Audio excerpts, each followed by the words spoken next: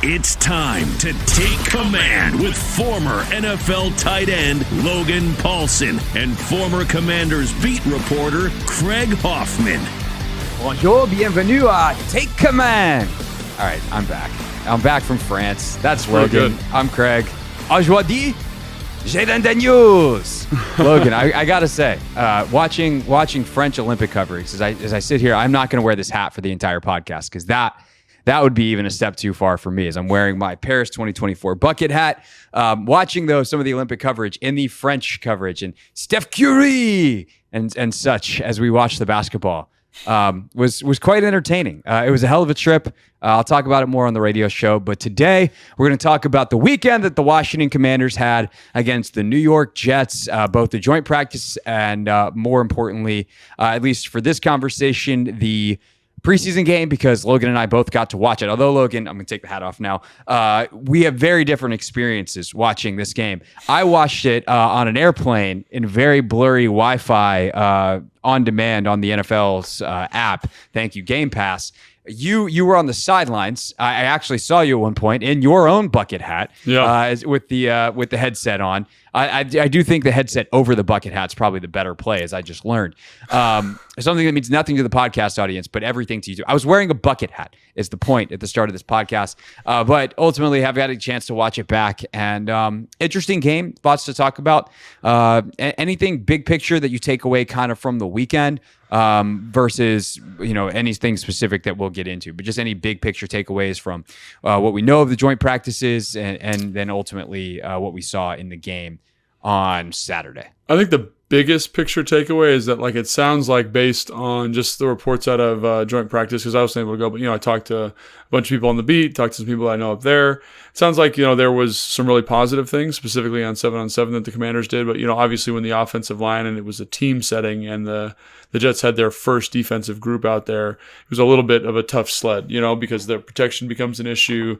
Some of the concepts are longer developing against Sauce Gardner. That's a little bit more challenging. So it sounds like there's a general talent deficiency at the moment, but I think that's kind of to be expected, especially given kind of this rash of injuries with the offensive linemen at the moment. Wiley, Brandon Coleman, Cornelius Lucas is missing, for personal reasons, but I think those guys are guys you're expecting to play a lot for you. And so, when you're practicing with Chris Paul at tackle and Mason Brooks at tackle, guys that are better suited to guard, that's what's going to happen. You know what I mean? I think the other thing that came out of the weekend, and, I think it kind of revealed itself in the game too, is that it sounded like the front seven did a really good job in the joint practices, just creating pressure, which insulates, I think, some of the coverage stuff in the back end. You see that a little bit, obviously, in the game, like how a good rush helps out with the coverages a little bit better. And I think offensively, you see how a good play caller can insulate an offensive line, because for as much maligned as Chris Paul and Mason Brooks were at tackle during practice, I don't think Chris Paul gave up a pressure in the game. So lots of good things to kind of generally take away. But I think the highest level thought, this is still a rebuilding or a retooling team with good energy, some pieces to build around, but there's still a little ways to go to kind of play with the big boys, it sounds like, from a talent perspective. And again, it's the first joint practice, preseason week 1. Still a lot of time to develop there for sure. Yeah, I was very offline in terms of everything that happened over the last week, and then kind of got back on, listened to a couple podcasts, listened to John's, shout out to the John Keim Report. And took in some other things on the flight back to prepare for getting going again. And I do think that is something that, we have to keep in mind is Sam Howell looked pretty good in parts of the preseason last year. And, we saw some things in the Baltimore joint practice where we're like, oh, that was great. But we ignore this other thing, we'll just mark it up to whatever XYZ. And then all of a sudden those things that we kind of washed over with burgundy colored glasses wound up being big things during the regular season. So I don't want to make that mistake again.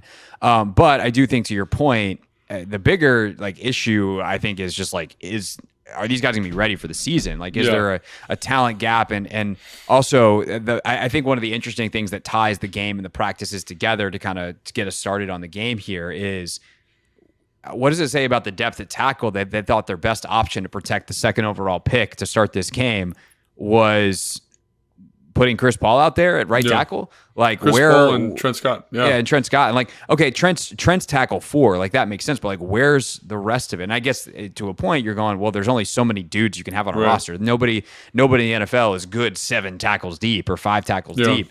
But I thought that was very interesting from a decision-making standpoint to go, I think our best bet is not actually to figure out, Alex Akambulu, is he even still around? He get cut last week. I think he was got hurt. Yeah. I don't know. So whoever would have been next up, at tackle to be like, no, our best bet is Chris Paul. Our best bet is Mason Brooks. And I think that's interesting from a decision-making standpoint in a roster, and also makes you wonder, like, okay, whether it's David Bakhtiari or whoever else is still floating out there aren't a lot of names. And that's a hard part. I know John talked about that on his show. Like, I think one of the more intriguing guys is like a DJ Humphries long-term, but like he's coming off injury. He's not ready yet. Right. John mentioned Charles Leno, which I don't know that name's going to get anyone excited around here, considering the up and down season Charles had last year. But even if Charles wanted to play him, they wanted him back, he's not available.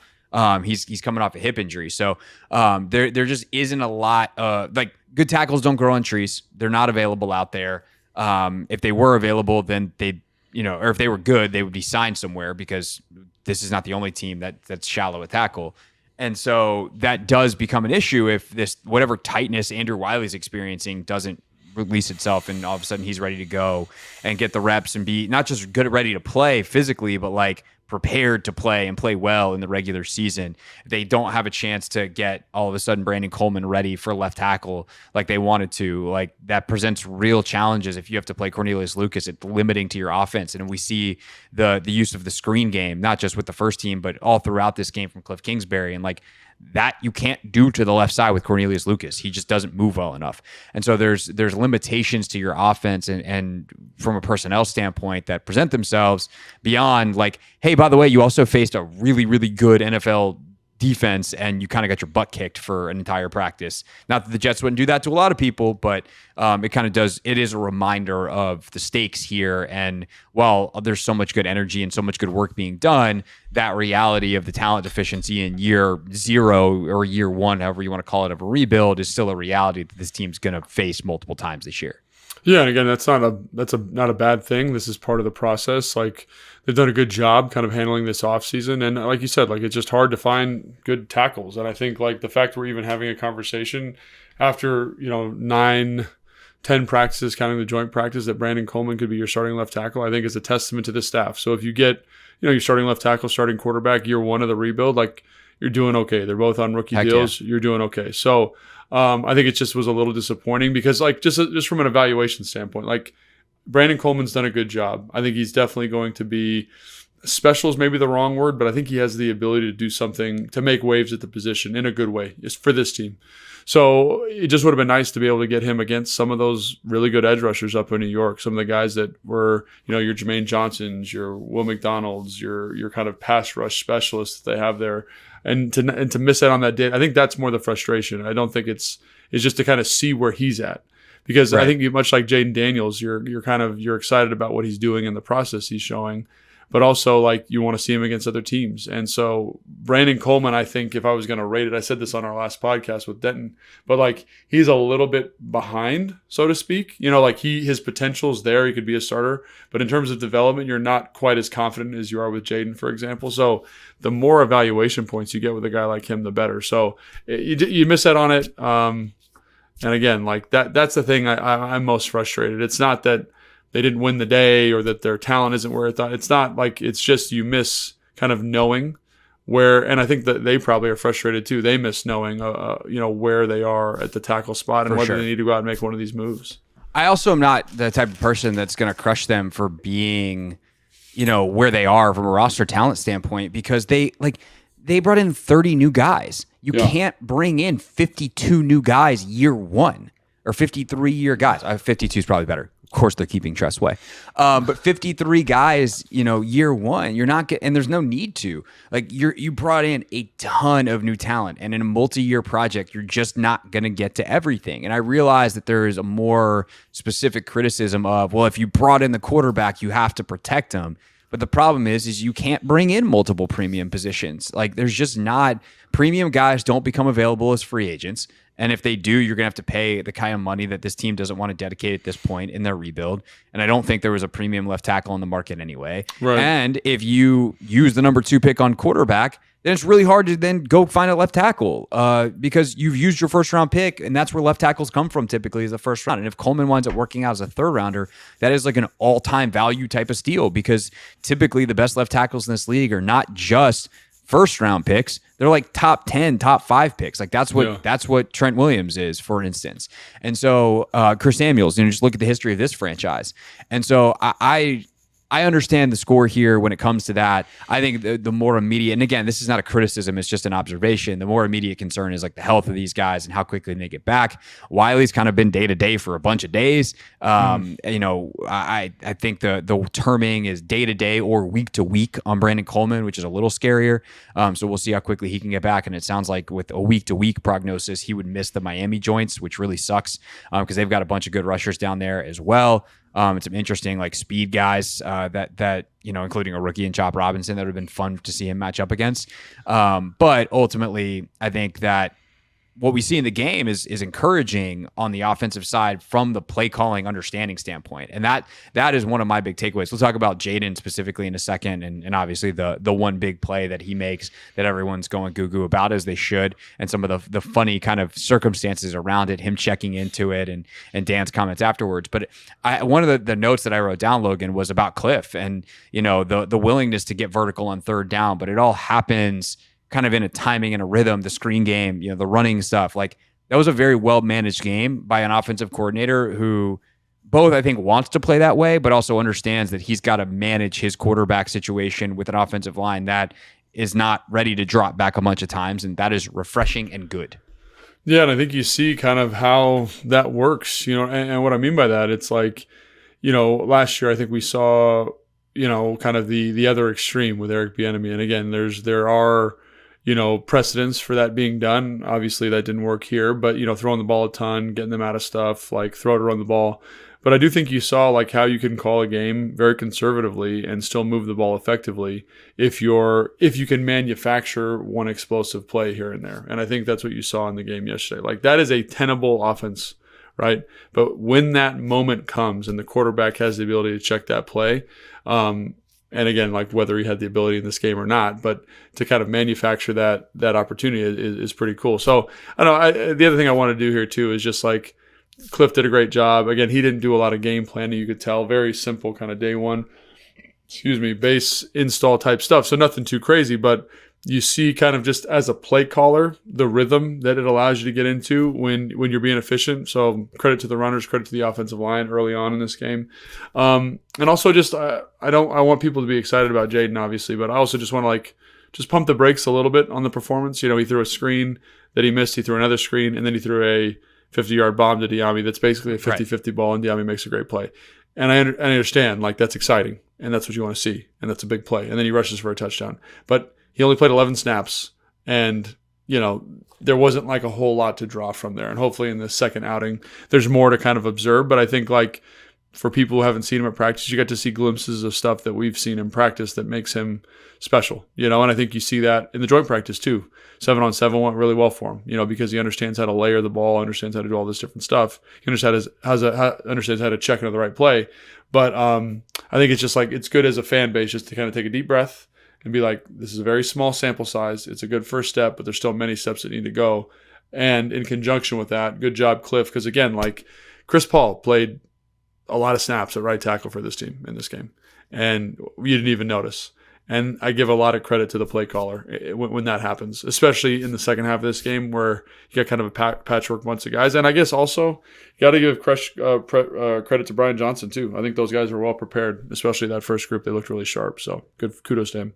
Yeah, no, for sure. I think the other part that I liked from Kliff, from a play calling standpoint, and especially to kind of protect the offensive line, one thing that can make a defense really hesitant and simplifies a lot of stuff is a quarterback run game. And obviously the touchdown to Jaden, Dan said afterwards, like, you have the freedom to run if no one is there. And so he did pull it and was able to waltz into the end zone fairly easily. But with Driscoll, especially, who played a ton of snaps, and Hartman, who played a ton of snaps, like those guys ran it, and we know that's going to be a part of this offense. And so I think Kliff showing some of the abilities to generate explosives, because some of those runs were explosive. So, 15 plus yard run, you get out on the edge, and I think you have to give Sinnott and Cole Turner and the tight ends who were out there blocking Bates. Like Kliff did a good job, not just of setting up the quarterbacks and generating some explosives, but like, let's set up our tight ends to block DBs. Like, let's not have there were times, there was one running play that I remember that got blown up because John got beat by a defensive end, because that's a hard block, as you well know. That wasn't even really, I mean, this is like technical inline blocking stuff. That wasn't even really like his fault, but we can talk about that later. It was just like, he got put in a bad spot. We can talk about the technicality of it later if we want to, but like on some of the good plays, he's out there in space on a corner, and like John Bates or Ben Sinnott on a corner having to seal an edge. That's advantage Commanders. And so Kliff's ability to use personnel and matchups and formations and, the skill sets of his players to generate explosives in the run game, and to add another thing that defenses have to worry about. And the fact that this is still pretty much basic day one stuff, this isn't even tricked up at all yet, I think is encouraging. I come out offensively. We'll talk about some of the players specifically in a second, but about the offense in general, especially given the circumstances, like I actually came out of this game pretty encouraged. Yeah, and again, there's nothing like schematically that you're like, wow, but I think there's just a good feel for how to call a game, how to understanding your limitation and how to maximize certain positions. And I think that's something that we're hoping to see. And again, it's much like Jaden. It's like the first step, but it is a step in the right direction compared to what we've seen over the last couple of years. And so hopefully that continues. And hopefully that, I'm really excited to watch this second game, and hopefully we see more and more of a game plan perspective, and against a better defensive secondary, in my opinion. Like the better people will be playing, I guess, against Miami. They're not going to sit them, hopefully. And so I'm really excited to see that, because I think, like you said, like he did a lot of stuff. Even the thing with Sam Hartman down in the low red, where it's like they brought that double-A look and Sam checked to the speed option. Like, I know it's the preseason and the Jets probably don't have a ton of answers for that, like up in the game at this moment, but it's just good process, right? If you get this look, like, why are we going to mess with trying to get the protection called correctly? Let's check to a run, get to the perimeter. It's man-to-man coverage. The receivers are just running off. And we have an opportunity for, I think that was an 8-yard, 10-yard run, something like that, for almost a touchdown. So and again, like, to see the flexibility the quarterback has in the offense and the ownership they have of it, it's cool. And so again, like, there's a long way to go. I'm not trying to make any declarative statements just yet, but I agree with you. There were some good feel as a play caller, good designs as a play caller, good flexibility in the offense. Lots of things to be excited about. For sure. And I think the fact that that's core to who they are is what gets me excited. Is like, this is day one stuff for them. Like, core to who we are is that we're going to get into the right looks and make things easy, which has kind of always been what players have said about Kliff, is like, he makes offense easier for us. He gets guys good matchups. He makes reads easy for the quarterback, and you see that day one.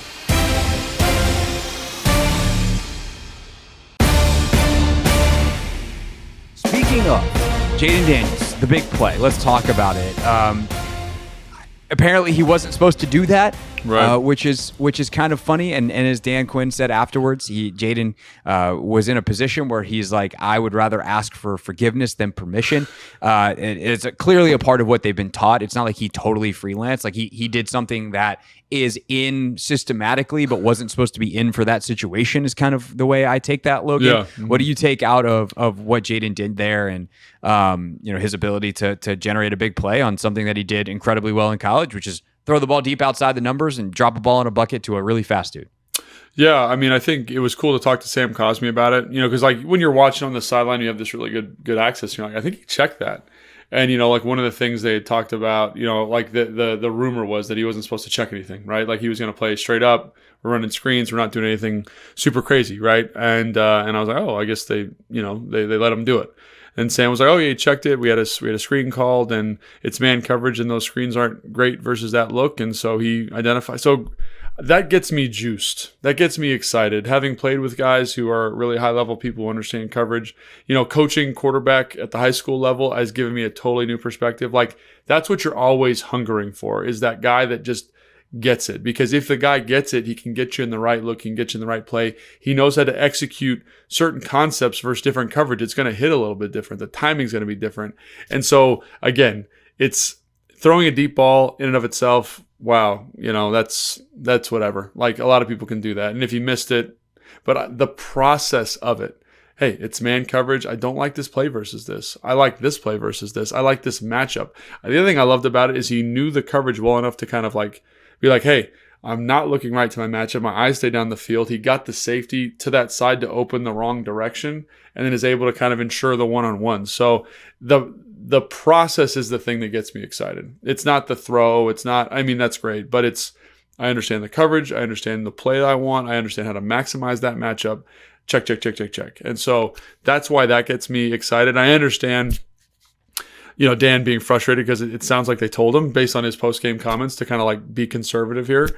But I also think like there's probably a part of you, if you're Kliff and Dan and, Tavita and all the guys involved, Brian Johnson, you're probably like, that's pretty sick. Like, good for you. You know what I mean? Like it's Dan was laughing mad. He was like, well, what are you gonna do? Like, there was definitely one of those, and he made the Top Gun reference, and I love that reference. Yeah, it's pretty funny, and I think it's great because again, it goes back to the point we were just making of like this is core to who they are. Like, I don't know. Hey, coach, you told me that if the play sucks, get in a good one, and so I did. Yeah. Okay, and like it's so Jaden too. You think of the Hard Knocks clip that we played. Brian Dable's like, what do you do here against cover one? Throw a touchdown. And it's like, what do you do here against this look? Throw the fade ball to the outside of the matchup I like. And like you said, it's pretty easy if you go back and you watch the L22 of it. Like you can see it's man coverage. Oh my God, who did they play? My brain is the not Jets. Jet lag. Hilarious. I can't remember Jets. Jet lag. The Jets, they're kind of in this kind of too high shell, but it's very easy to see right through it based off the alignments of all the dudes over, man to man. And on that side, like the corners are pressed up and he knows like, okay, if I can just hold this safety, I ensure that man to man. And I know that De'Ami Brown's going to give me a chance. And I also think we should talk about De'Ami on that play because he does a tremendous job of holding the line. If you've ever been out to a practice field or most practices in the NFL, I actually don't know if they have this on the current field. They do. The red line? The it's red still line, out there? yes. Mm-hmm. Okay. But they have a red line that's painted off the parallel to the sideline, and the idea is on a go ball, a receiver is supposed to hold that to give a little bit of extra space for the quarterback or enough space for the quarterback to have space between where you are and the sideline to drop the ball away from the DB. And De'Ami does a tremendous job of getting on top of the corner by just enough, fighting off the hand contact, and Jaden drops the ball right where it needs to be, and he holds that red line, not out there on an actual NFL field during a game, but he holds it, and I think Jaden's comments afterwards are great, where he's like, that gave me confidence, De'Ami, but it also just gave De'Ami confidence. And you see him make a great play later with Driscoll out there. And for a guy in De'Ami that we've been waiting on, this does not ensure that all of a sudden he's going to be actually a really huge receiver for them this year. I think at this point it's pretty clear he's making the team. He's had a good camp and all that. But that Jaden is out there like, let me pick my matchup. I want two. Like, good for De'Ami. Yeah. And again, formationally, it kind of lends itself to that too. He's the kind of the single receiver to the right side. Like, it helps with that stuff, but I like it. And again, I'm sure but it kind of reminds me of that old Bill Parcells, Tony Romo story, like when they like locked him in a cupboard and basically tried to pressure him into taking a bad deal. And he was like, no, I'm not going to do it. I'm going to wait and make sure I get the deal that I want.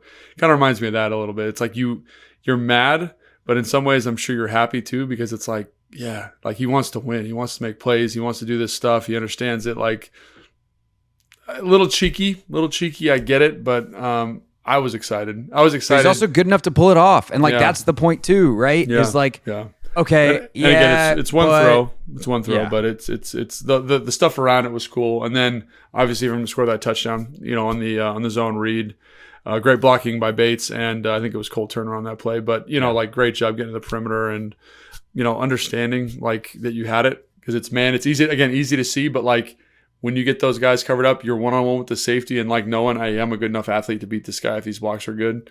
Like there's also an understanding there. So yeah, for sure. All right, other players that we wanted to highlight / talk about. The running back situation, we thought B-Rob and Eckler did a really good job. But then you get down to Wiley, you get down to Chris Rodriguez. What'd you make of the running game as this game went on, starting with those starters and then moving through to the backup guys, including how the O-line played in front of them? Yeah, I think it just shows how special B-Rob is and how special Austin Eckler is, quite frankly. Like, I think that high ankle sprain, there was a lot of people, myself included, that were a little bit unsure of what he'd bring this year.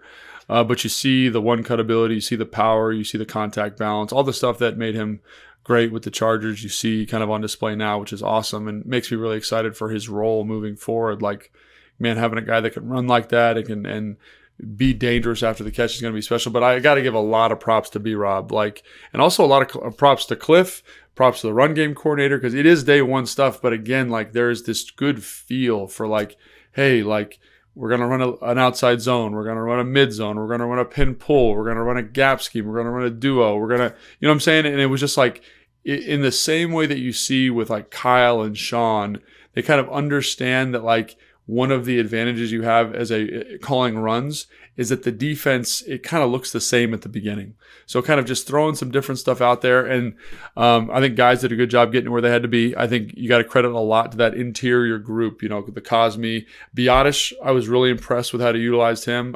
In my notes, I remember writing down a couple times, they did some pin pull stuff on mid zone, which is stuff that you see kind of, I think the most famous examples are probably in Philly, but also New York used it quite a bit last year, where the angle's a little bit weird to the linebacker. So you block down, the linebacker holds because he thinks it's a gap scheme run.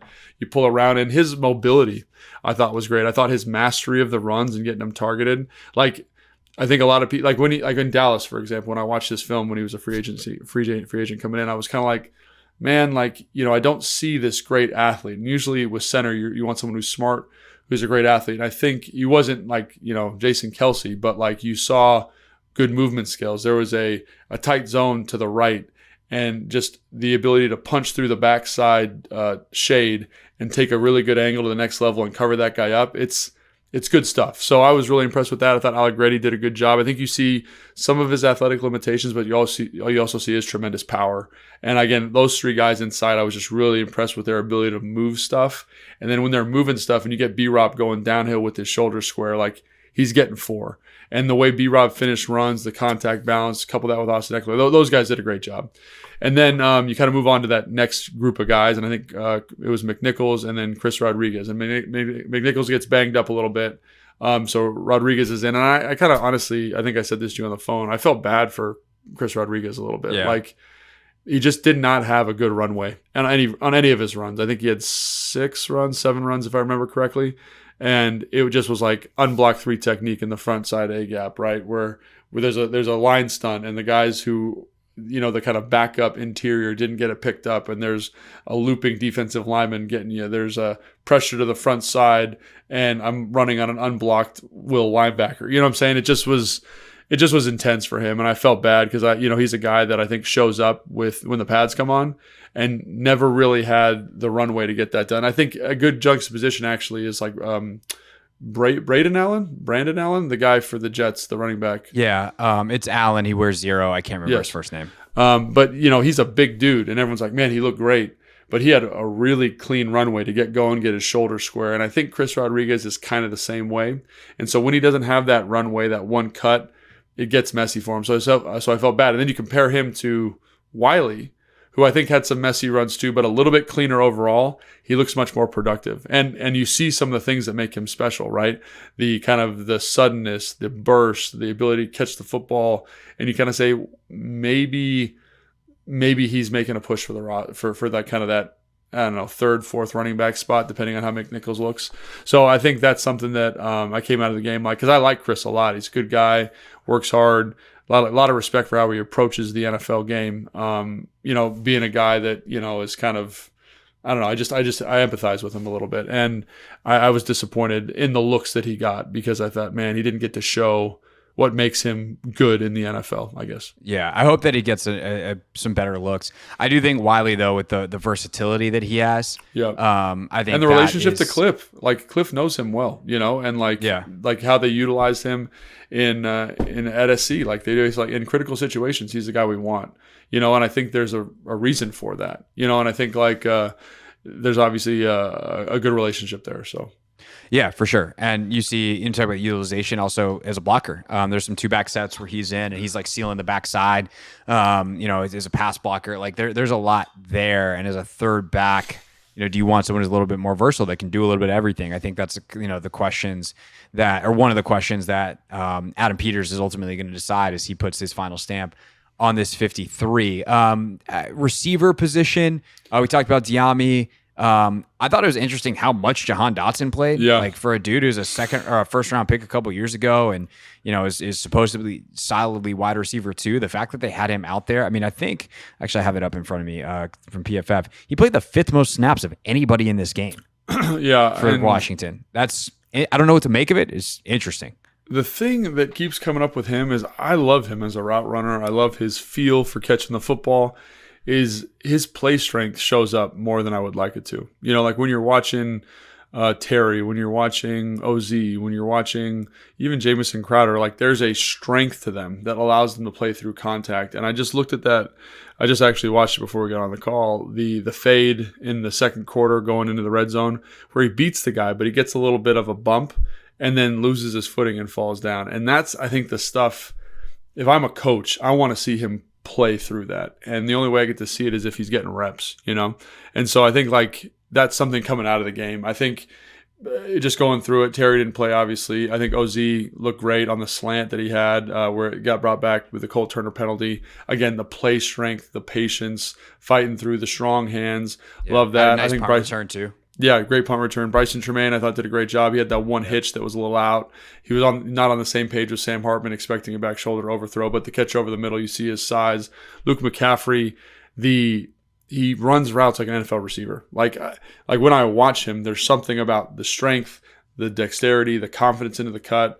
Love to see that. I thought Rosemy Jack Saint was a little bit like kind of feeling his way, which again, it's his first game as a rookie. So I think he's got to adjust to the speed a little bit, but lots of positive things to draw from those other guys. And I think Jahan did some good stuff. I think he had a screen where he was a little bit creative, but I need to see him play stronger. And it's something that is going to always kind of, because again, I love the route runner. I love the nuance. I love how he layers stems and tells and indicators. He catches the football well, but he's always got to be limited if he can't kind of get through this. And I think like maybe that's why he plays a lot, is because you want to see him kind of fight through some stuff. And I also think he's playing multiple positions. He's playing inside and outside, so you're going to play more because you're maybe the number one F, right, or the slot receiver.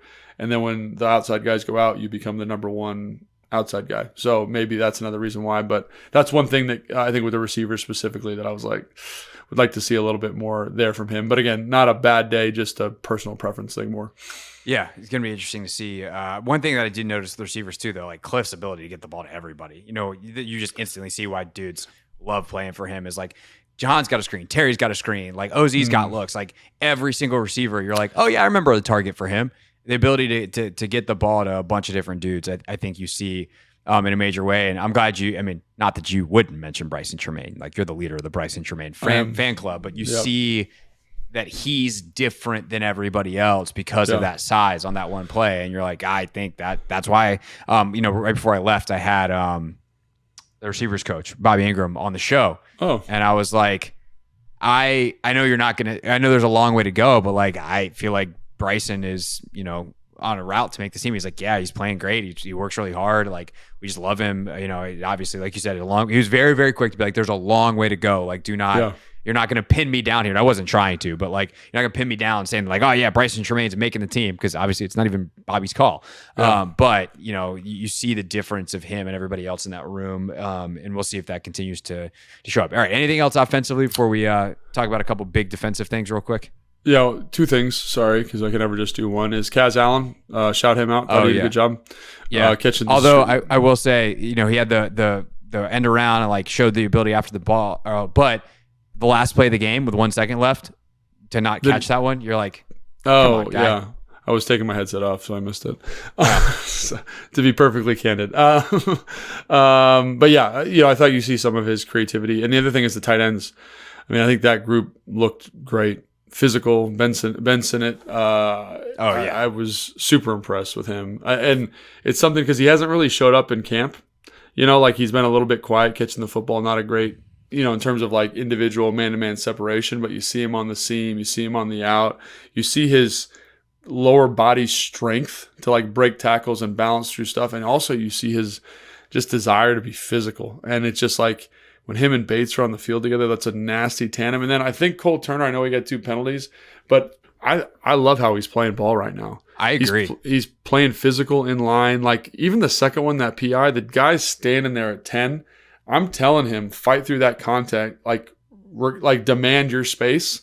That's a bad play by that DB. I think it's such a bad play. It looks like PI. He does extend his arm a little bit, but it didn't make him fall. He fell because he tried to like collision the receiver, and he's fighting for his space. I love that he hit the crackback even. Like that's just something that hadn't shown as part of his game. So I love the physicality. I think that whole group did a good job. Colson Yankoff also deserves a shout out as a teams guy, and then in that kind of fullback move piece, he's just a good athlete, and he's got the want to. So I think that group is different than it's looked the past couple of years, but you can see the physical mindset of the group, which is pretty exciting. For sure. With Turner, it's like someone told him, like, dude, if you're not the hardest working guy out here, you're not making the team. And he's it like, does feel that okay. way, doesn't it? Yeah. Mm-hmm. And like the fact that he took that seriously, I don't know whether he's got the refinement in his skill set to ultimately overcome the numbers game and the fact that there's, 3 guys ahead of him for sure in Bates, Ertz, and Sinnott. But it's not going to be for lack of trying. And at the very least, Cole Turner at the end of the day can rest his hat on that. And I'm sure Dan Quinn will tell him like, hey, dude, great job. And but it might be enough. Like, and if he's going to make plays in games, because he's been good in some practices and stuff before, and then just quiet in games or big drops, whatever. And he is playing his tail off. And it's something I noticed before I left in camp. And again, if you're going to get penalties for trying hard in preseason, like you said, and they're kind of wishy washy, then that's something you can live with.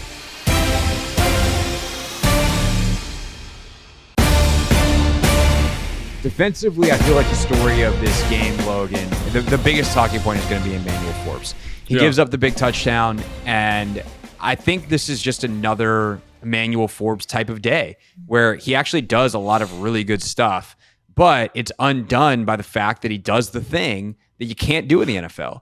Explosive plays are what make this league go right now. And if you are going to consistently give them up, like he has in camp to Terry McLaurin, you're like, well, it's Terry. He gives up 1 or 2 to Garrett Wilson in the joints. And those are, again, we weren't there to see the exact circumstances there, but we know on some level they happened. And then in the game, he gives up the touchdown to Jason Brownlee. And while he does make some nice plays that I know you want to talk about a little bit more underneath and in other circumstances, you can't keep undoing the good with the ultimate bad, and that seems to, unfortunately, through a year and a training camp, be the Emmanuel Forbes story in the NFL. Yeah, I'd say that's a really good characterization, and I probably couldn't have said it better myself. And again, like he has a PBU early in the game where it's like straight man-to-man, he's isolated, runs foot-to-foot with the guy, doesn't lose his line, plays the football well, and you're like, dang, good job. He's a tackle on Braylon Allen, who's a big man. Like that dude in warmups, I was like, holy cow, you just are talking about built different, different. And he didn't get him down, but he put his body on the line and got in on that leg and held on for dear life and made it happen. And he had another tackle on Braylon Allen later in the game too. Like it was a penalty called back, but he's 1-on-1, makes the play. So like some of that stuff, like some of his run fits, I think generally pretty good in coverage. Not perfect, but generally pretty good. And then, like you said, it's like that's good, but then you give up a touchdown, which was kind of weird to me. Like I was standing right on the sideline when it happened. He's like playing the receiver well. He's in really good phase. And then all of a sudden he like looks back for the ball, and it's like, no, just like play through that guy a little bit. You know what I'm saying? It's like he maybe expected back shoulder. I don't know, but it was weird. I saw that happen a couple times in the game with other DBs as well. I don't know if it's something they're talking through or coaching through, or just different in the first time you get live action, but the technique didn't look right. I feel like when I see guys really play it well, instead of pushing away for space, they play into the body and look back and kind of rely on the feel of their shoulder to either widen the receiver or stop him if he's trying to run a fade stop. So and maybe that comes with experience, maybe that comes with time, but I do think you bring up a great point. Like underneath, he's been pretty good. Like when he's playing Terry in practice, it's a war. If you're running a comeback, he's there. If you're running a hitch, he's there. In, there, dig, good. And all of a sudden on the fade, it's like, or the go, it's like I lose phase with the receiver. So that's one of the things I was so excited about. It's like, the first play of the game or whatever, the second play of the game, perfect phase. But so I think that's something definitely if you're a fan to keep an eye on. But I will say when you compare him to Mike Davis on the film. And Mike Davis is a good football player. But there is a distinct difference in the type of athlete you're talking about and dealing with. And I think like that's something that's always that I'm as a coach, I'm going to really try to push him to get better and really kind of buy into what we're doing. Because again, athletically, he just is special. There's a reason he's a top 20 pick in last year's draft. So for sure. I guess despite the positive elements of what he did, the explode, even in practice, it's the same thing. You're like, man, great job, great PBU. Oh, look at that fit, good job. And all of a sudden, it's like huge explosive for a touchdown. And like we've talked about this before, like the NFL now, offense is built on explosive plays. And so if you can give up the underneath stuff, but you cannot give up an explosive. And a touchdown in the red zone is an explosive play, big time. So. Yeah, for sure. It's kind of, in some ways it's similar to like Andrew Wiley in the season he had last year, where he'd be like, man, Andrew Wiley played a lot better than everyone realized, but he gave up a sack or a big pressure that caused a huge incompletion or whatever. And it's like, okay, but when it gets to the biggest moment, why is the worst possible outcome happening? And that's eliminating worst possible outcomes and mitigating mistakes to like, okay, well, he gave up a 10-yard comeback versus he gave up a go ball. Those are things that win and lose you football games. And I'm curious to see with more time on task, because like as long as training camp, I mean, I just took a 10-day vacation and we're still early in training camp. We still got 2 more preseason games. Like there's still 2 more weeks of practice. Yeah. There's all this stuff, right? I just missed 10 days and we're still basically at the halfway point. Like there is just so much more time to go. And I think, the phrase time on task, like we're starting to get into a critical mass of time on task where these guys have had new coaching, new techniques throughout the spring, throughout the fall, where hopefully it can start to click on a different level. You've now done it against another team, which is another kind of like data point in your head to be like, okay, now I might understand it differently. And so how does Forbes specifically, for the context of this conversation, but also everyone else on the team, take to these things, study the film, do the work? And I think now is kind of the biggest, like now we're starting to really transition from teaching to evaluation, from like, okay, we've given you the tools. What can you show us in the next couple of weeks to earn your roster spot, your starting spot, your snaps, wherever you are in the hierarchy? And for Forbes, it's a starting spot. But also maybe, do they open up trade calls or something like that if someone comes calling? These are the questions that are just happening this time of year. Yeah, and I think the other thing is like, people are like, well, why aren't people talking about St. Juice like this? I think St. Juice, when you go out to practice, watch individual. St. Juice is like locked in. Mike Sanders still is like locked in. And Mike Davis locked in. And when Forbes comes up, again, you see the athletic, but it's not exactly like the other guys do it. And so part of me is wondering how is he buying in to the techniques? That's something that the fact that it comes up consistently with him, I'm like, are you locked in on this, or like what's going on? So, and it's something not to defend like Rivera and that crew, because we know the coaching was not at the level that is now, but like that is something that came up with him a lot last year. Yeah, it's a great point. And so that's something that I'm kind of like keeping an eye on a little bit, is like, because again, if he's not taking what you're teaching him seriously, then I'll never get you where I want you to go as a coach. Mm-hmm. And I've seen that when I played in the league, right? And guys, like, I don't care how talented you are, if you're not going to fit with us, especially with your Adam Peters, like, I remember when I was in San Francisco, and this is something that's always looming in the back of my mind, is he traded, I want to say like 4 or 5 kind of like cornerstone pieces there, not him personally, but Kyle and John Lynch and the whole staff, because they're like, it's never going to fit with what we want. And is that how Forbes is? I don't know. Again, like I just said, I thought, I'll be honest, man, like when we were having the conversation about Dotson, I had the same thought. Yeah. It's just interesting. Are you competitive and tough? Right. Are you competitive? Are you tough? Can you do the things that we want you to do? And ultimately, like, those guys are so talented that they might actually be able to answer the question, yes, somewhere else. Somewhere else might want something different. So it's not really about what they are as football players, as NFL football players. It's about what they are as commanders. And if there's more value for Adam to trade them and for another team to give something up that is more valuable to Washington, hopefully like a 2nd-round pick or something like that, then, and considering where these guys are on their contracts, especially Forbes, like that is not an unreasonable ask. I think those are conversations that they would certainly take seriously, but that's not us reporting anything. That's just kind of us speculating based off what we've seen so far, which is probably irresponsible. But yeah, we are speculating. But if we clarify, that's what it is. It is what it is.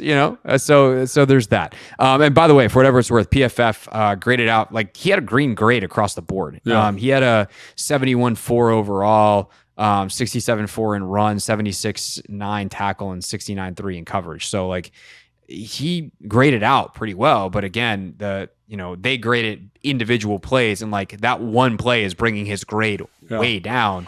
But in the context of a football game, not every game or not every play is graded out equally. I got a funny story about that. Not a funny, it's like kind of one of those things that stings you when you remember it. But I was playing a game, and I actually played really well against the Giants in 2013, like physical in the run game, good in pass pro, ran good routes, but I had a fumble. And I remember, like, my grade was really high, but I remember my coach was like, "You understand better than anybody that not all plays are created equal. So, like, is this indicative of how you played? No." And I remember being like, "Damn, like, you know what I mean? Like, that sucks." Yeah, but I get except for what the fumble that screwed us over, or whatever. Yeah, and so you're like, fumble was, but yeah. Yeah, No, because it was in a 2-minute situation, or like 3:50 left in the half, and they went, and it was in like the 45 minus 45, and they went down and scored, and I was like, oh my god, So, but like that's the whole point of this conversation is like, you can do a bunch of good stuff, but if you've got that one thing that screws you, then it's not good. So. Yeah, and in a radio context, it was a great show, except for that F-bomb I dropped that got me fired. Correct. Yeah. I'd never done that. Not yet. Anyway, I'm jet lagged today. Knock on wood. All right. Jamin Davis, the last guy we want to talk about real quick. And maybe on Thursday's show, we can talk a little bit more about some of the kind of leftovers that we didn't get to, guys that we should talk about, good and bad, from this game. But for today to wrap up, Jamin, I don't know. I can't help but think as I watch him, I'm like, I don't know. That guy seems good at chasing down the ball carrier and tackling him. Seems like a linebacker. He sets an edge okay at times, even good at times. He has not been impactful at all as a pass rusher, and I really did try to focus in on him as I rewatched the game back this morning before we taped this podcast. But I just don't really fully, like, I get from a trait standpoint the experiment. They keep saying they're going to play him more at linebacker and they're comfortable with him there. Then they never do it, and he's playing defensive end, and his best thing is running and chasing ball carriers like he's a linebacker.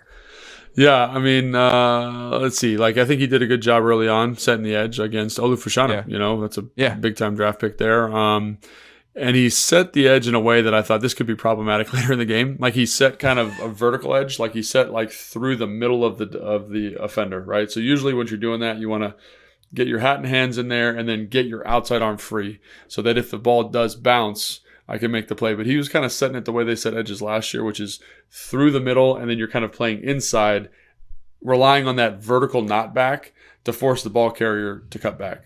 So he did that. He made a play. Nice job. Tackled the running back, and then he pursued him. I think it was the next play. Made a tackle for loss. Like, great job. However, that vertical edge bit him in the butt later, and the running back did bounce it outside and ran it for like 25 yards and tried to absolutely murder Percy Butler. Kudos to Percy for not turning it down. Nice job. And then the next time is he gets a little bit nosy on an inside move on a pass rush when he can't do it. It's 3rd and 9 in the red zone. You can get the ball back here. You don't do it. The quarterback scrambles for a first down. And again, that all comes with inexperience at the position and getting a feel for stuff. I love the physicality, love the effort, but you can tell there's a ways to go. I think the thing that I came out is that he is a tremendous athlete. Yes. And it might work at the end. It might work. But it just seems like he's got a long way to go as a pass rusher, as a guy that can do that down in and down out. Now, I will say this. I trust Joe Witt Jr. in the sense that because of they use so many stunts, like line stunts, like ETs, TTs, internal games, big loops, very low skill as a actual pass rusher in those situations. You need to be fast and athletic. So that's where I think maybe in season when you're showing more of that stuff, that role becomes a little bit bigger, a little bit more dynamic. Yeah, one quote that I did catch on Twitter in the rare times I checked it was that Dan said Jamin has been better as like a first, second down player than they anticipated at edge, even if the pass rush stuff has been slow coming along. That he's actually like done a good job setting the edge and like playing with good discipline. And, we obviously on that third down situation late in the game, it's the play that leads into the 2-minute warning that Logan was just talking about. And yeah, he gets dives inside and you're like, oh, great. There's 40 yards of space on the edge on 3rd and 9, 3rd and 7, whatever it was. Yeah. Not great, Bob. But the fact that Dan said that made me go, well, maybe he does wind up, because I thought he was, when I left, I was kind of like, he might get caught in the numbers game here. Like, I just don't see where he kind of fits on this roster. But the fact that they feel like they can trust him a little bit more, he is playing on teams and like he's in the picture a lot. He hasn't made a huge play on teams yet, but like it seems to be in the right places.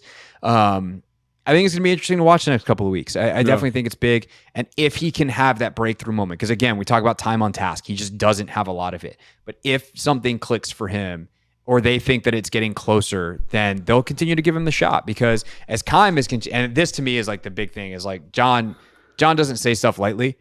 So when John's talking about you don't give up on speed and you don't give up on athleticism, and we're both watching this game and like you just said, like he's a special athlete, like you don't give up on that. And so I tend to think that he's probably going to wind up, they'll figure out a way to keep him around. And then it's on Joe Witt, as you said, to figure out the best way to use him. And perhaps they have some things in mind that they don't necessarily want to show quite yet in the preseason. Go ahead. Let's go ahead and wrap that up. And then last thought there is just that, like, I think they, some of the things we talked about with Forbes, like how there's the athlete, but there's maybe a lack of like buy-in. I think it's the total opposite with Jamin. And if there's one thing that you see is him bought in, like he's excited at practice, he's got a big smile on his face, he's working hard, and that means something to coaches, because then I know, hey, maybe not now, but week 4 you're there, or 6 you're there, and we can get you out there and you're going to elevate this defense. And so I think maybe that's what John is feeling, because again, he's big and he's fast, right? But I've seen big and fast guys get cut all the time, but it's the fact that he is in it. He wants it. He's excited about this opportunity. And I think that shows up on those first couple plays that he makes. Like he's working.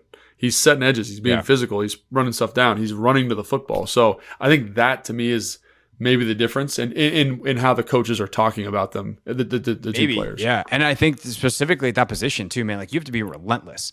Like you have to understand that if you play 60 snaps, and you have 3 sacks, like you still didn't get 57 snaps, or like you might not make a play 57. Like that is percentage-wise demoralizing. And that's why it sucks to be an offensive lineman, because if you have the inverse and you play perfect 57 snaps and then give up 3 sacks, like you had a bad game, even if the percentages are not fair at all. And so there's a relentlessness of like, yep, lost that rep. Yep, lost that rep. Didn't get what I needed. Let me go at it again, that Jamin Davis absolutely is playing with. And I think it's really impressive. And we'll see again if that's not enough to make the team, but it certainly helps push things in the right direction because of what you just said about what it could mean in the long term. All right, that's our show for today. We'll be back with more practice recap and some leftover thoughts from the game later on in the week. Joint practice against Miami on Thursday. Game coming up, so we'll continue to give you 2 podcasts a week and then recap the game on throughout the preseason. So that's what we're doing. I made it, Logan. We did it. I think I'm going to go take a nap now. Good idea. All right. Then I'll see you all on the radio later. Goodbye. Thanks for watching this clip of Take Command, which has a brand new home. That's right. You can watch on YouTube at the Team 980. You can also listen to full episodes in the free Odyssey app, which is now enabled with Apple CarPlay. So we'll just, follow you around.